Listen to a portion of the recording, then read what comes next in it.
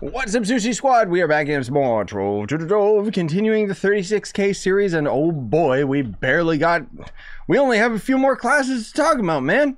It's crazy. Now, we are actually just barely 36k on this guy, most of all just because I don't have a C4 spear. I'm not rocking a C4 hat on him for some weird reason. Let me fix that. There we go. But on top of that, it's most of all just because I don't really have my class gem fully augmented.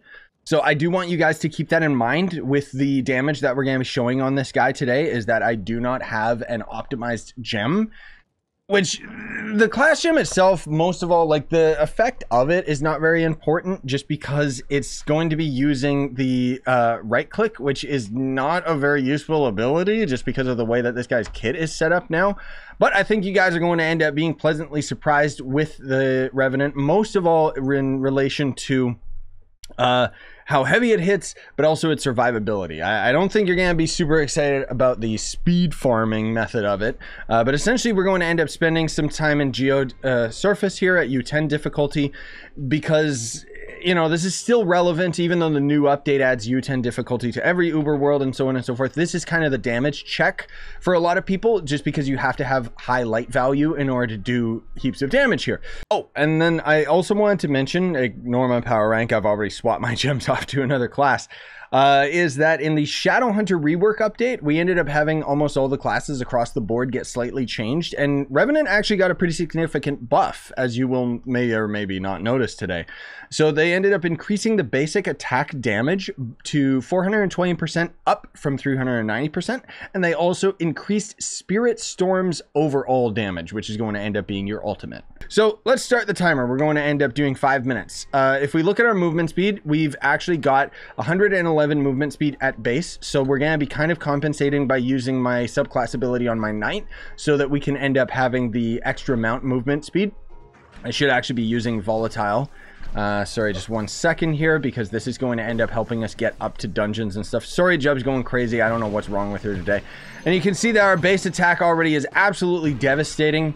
Revenant ended up getting a pretty significant rework a while ago, and oh boy, it ended up having some serious, like, the serious damage of this class. It hits so freaking hard. Now, if we're dealing with lots of enemies like this, we could always end up popping our ult. You know, obviously that's going to end up just annihilating everything. But there's also going to end up being the primary way that you would use this guy, which is actually toggling on your number 1 and then using your base attack at the exact same time to optimize the amount of damage that you're going to do. Now, as far as speed farming is concerned, you know, the two main factors with that, I always gotta mention it in these videos. I'm sorry for repeating myself all the time, guys, but you gotta know that some people might come just to the Revenant video and not end up watching any of the other videos, so that's why we gotta end up repeating it here, which is that you want to determining a fast class is quite literally based on how fast can I travel from one dungeon to another, or how fast can I end up defeating enemies within the dungeon. So the Revenant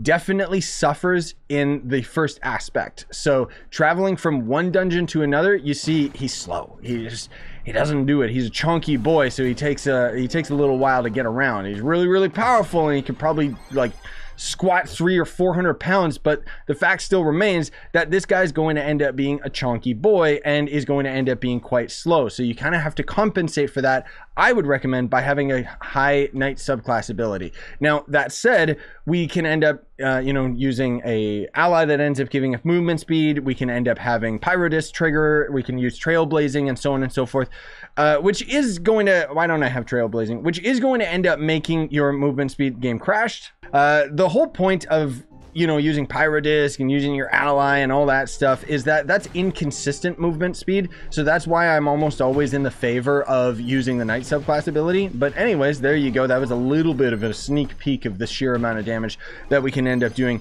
when we end up using our spirit spears at the same time, which of course is most of all going to end up coming into play when we end up going into the delves. That's where you guys are really going to start to see the damage, but you can really start to see just how sluggish the character is in terms of speed farming. And this is why I wouldn't necessarily recommend that you end up maining the character for speed farming.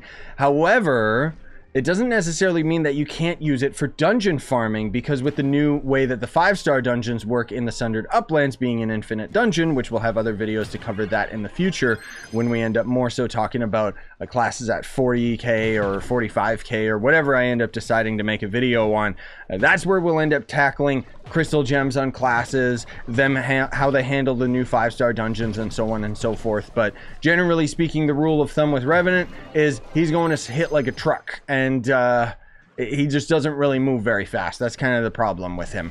But anyways, you know what? I don't really have the patience to do this 5-star anyways, so let's just hop into the delves. So we're going to go to depth 119, which isn't super duper ideal to show like super endgame stuff, but generally speaking, it's kind of the average that I've been using in most of these videos.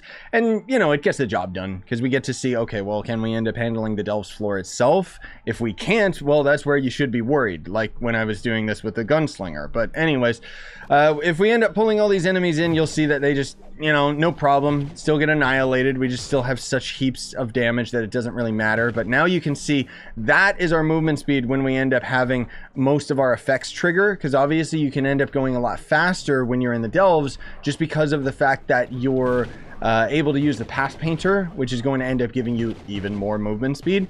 But it's again going to be one of those things where you gotta try and have everything line up, like all the stars have to align in order for you to end up having all of the movement speed trigger at the exact same time. Now what's important to delves isn't necessarily speed. What's important to delves is either having high survivability so that you can end up surviving the enemies long enough to be able to kill them all, just because maybe your damage isn't high enough to end up doing that, so you gotta compensate by having survivability. Or you can end up doing heaps of damage and then you could be squishy, it doesn't matter, because you're killing things fast enough that they're not damaging you and slowly draining out all of your flasks. Now, that said, the Revenant has both. The Revenant has insane survivability, because you may not know this, but every time you end up attacking, you actually have lifesteal going on. So top this with the fact that I'm also using a vampiric gem. We are basically going to end up being invincible so long as there's something around for me to hit, right? I mean, if the enemy ends up potentially one-shotting me, maybe that could be a bit of a problem, but generally speaking, we are going to have very, very high survivability on this guy. So anyways, let's get to the boss. So now we'll get to finally use our number 1, and this is going to end up being the best method of dealing damage. Obviously, we can use our ult as well, but it's just going to end up being based on having your number 1 out and just using your base attacks. I'm not even using arcane. That's exactly why, or martial, that's exactly why we're not dealing enough damage. You know what? I don't even need to dodge this guy because it doesn't matter. He's, you know, he's not going to end up doing anything to me. Sorry about that, guys. But yeah, anyways, this is going to end up being what it's like when we end up damaging this guy. As you can see, the damage is not very good for a boss killer. It's there, but most of all, we're going to beat this guy guaranteed because of the fact that we have that high survivability that I mentioned. But as far as this being a depth 119 delve, and we're really, really struggling with dealing enough damage to end up killing this guy, but as you can see, the real reason, you know, the real thing to take away from it is the fact that that was easy. Like, we were able to beat him without... He didn't take a single flask off of me. It didn't even look like my health bar moved, right? So at the end of the day, can you end up maining the Revenant? Well, yes, you definitely can. It's going to end up tackling every aspect of the game reasonably well, but it definitely suffers as a boss killer, as you can see. But it makes up for it with so much damage for fighting normal enemies, which can end up being pretty useful in U11. And most of all, it's the survivability. As I mentioned, that is what's really going to compensate for the fact that it doesn't have that super duper high-end damage.